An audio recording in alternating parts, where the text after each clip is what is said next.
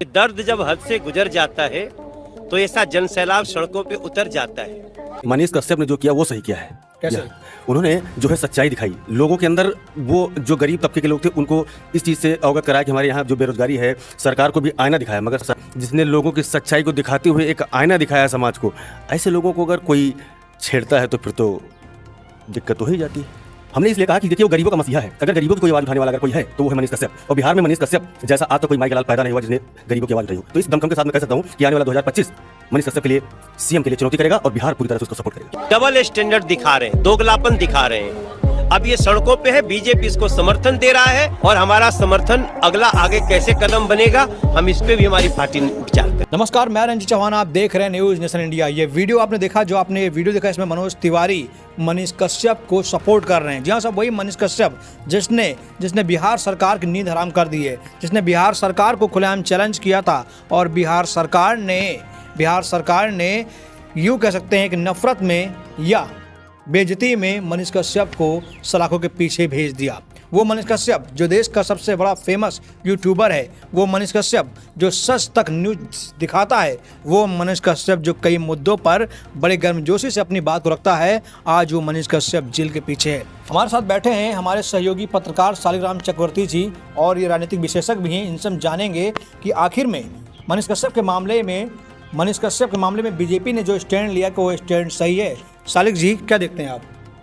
जो मनोज कुमार जी ने दो स्टेप लिया है वो समझ लीजिए बहुत ही बढ़िया है, बहुत ही अच्छा है।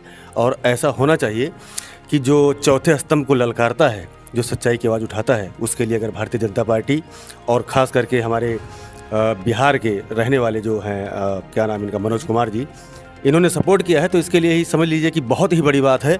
और अब देश को एकजुट होना चाहिए और पत्रकार, पूरी मीडिया। आपसे मैं जानना चाहता हूँ शालिक जी कि क्या मनीष कश्यप ने जो किया वो सही किया है कि बिहार सरकार ने जो किया वो सही किया? कौन सही? मनीष कश्यप ने जो किया वो सही किया है। कैसे? उन्होंने जो है सच्चाई दिखाई, लोगों के अंदर वो जो गरीब तबके के लोग थे उनको इस चीज़ से अवगत कराया कि हमारे यहाँ जो बेरोजगारी है, सरकार को भी आईना दिखाया। मगर सरकार ने आईना ना देख करके उनको गलत तरीके से जेल करवा दी।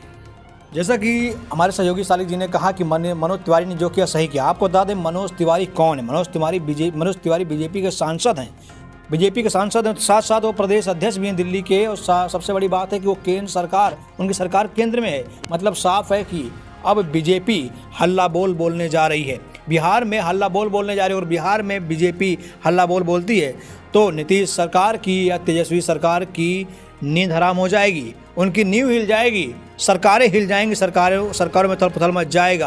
क्योंकि अकेले मनीष कश्यप ने पूरे बिहार को झकझोर दिया है। अब अगर मनीष कश्यप को मनोज तिवारी का साथ मिल जाता है, बीजेपी का साथ मिल जाता है, तो पूरे बिहार में सैलाब आ जाएगा। शालिक जी, सबसे बड़ा सवाल आपसे ये है कि अगर मनोज तिवारी सपोर्ट करते हैं तो कहीं ये पूरा मुद्दा राजनीतिक नहीं हो जाएगा? नहीं, राजनीतिक नहीं होगा फिलहाल ये, क्योंकि वो बीजेपी पार्टी है ना। बीजेपी पार्टी के तौर पे मनोज जी वो मतलब सपोर्ट नहीं कर रहे हैं उनका। वो खाली एक बिहारी होने के नाते इसलिए वो बिहार का सपोर्ट कर रहे हैं, उस लड़के का सपोर्ट कर रहे हैं जो बिहार के लिए वो एक समझ के मान के चलिएगा कि ये एक राजा की तरह है, जिसने लोगों की सच्चाई को दिखाते हुए एक आईना दिखाया समाज को। ऐसे लोगों को अगर कोई छेड़ता है तो फिर तो दिक्कत हो ही जाती है। बिल्कुल, आपने सही कहा कि ऐसे लोगों को कोई छेड़ता है तो दिक्कत हो जाती है। दरअसल पत्रकार जो होते हैं या पत्रकारिता जो होती है वो लोकतंत्र का चौथा स्तंभ होती है। और पत्रकारों का काम ही है सच्चाई को दिखाना, मुद्दे को दिखाना।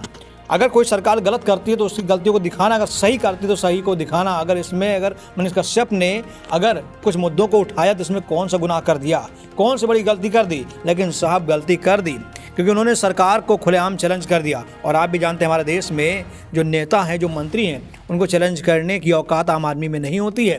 आम आदमी को पावर नहीं होती है। ये जो देश के नेता हैं अपने आप को राजा समझ बैठे हैं। और अगर कोई प्रजा उनके खिलाफ खड़ी होती है तो या तो जैसे पहले ज़माने में आप देखते थे मनीष शालिक जी कि राजा जो है अगर कोई बगावत करता था कोई प्रजा तो उसे मरवा देते थे। आज भी वैसा ही हो रहा है। आज भी जो बड़े बड़े राजा हैं वैसे ही प्रजा के साथ पेश आ रहे हैं। नहीं, बात सही है, मगर ऐसा होना नहीं चाहिए। क्योंकि सच्चाई की आवाज़ आज नहीं कल नहीं परसों कोई न कोई माई का लाल उठाएगा। और आज बिहार में मनीष कश्यप जी ने जो आवाज़ उठाई है उसके लिए सरकार ही नहीं, सरकार भले ही कुछ भी जुर्म करे मगर जो सच्चाई है उसे कोई मिटा नहीं सकता है। क्या लगता है आने वाले समय में क्या होने वाला है मनीष कश्यप का? हमें तो लग रहा है जिस तरह का माहौल बिहार में बनने जा रहा है और जिस तरह भारतीय जनता पार्टी के प्रदेश अध्यक्ष मनोज कुमार जी जो हैं सपोर्ट कर रहे हैं, उस हिसाब से हमें लग रहा है कि आने वाला सीएम 2025 में क्या नाम इनका, कश्यप जी होंगे। हाँ, मनीष कश्यप। बहुत बहुत बड़ी बात इन्होंने कह दी कि आने वाला सीएम मनीष कश्यप ही होंगे। आखिर सालिक जी ने इतनी बड़ी बात कह कैसे दी?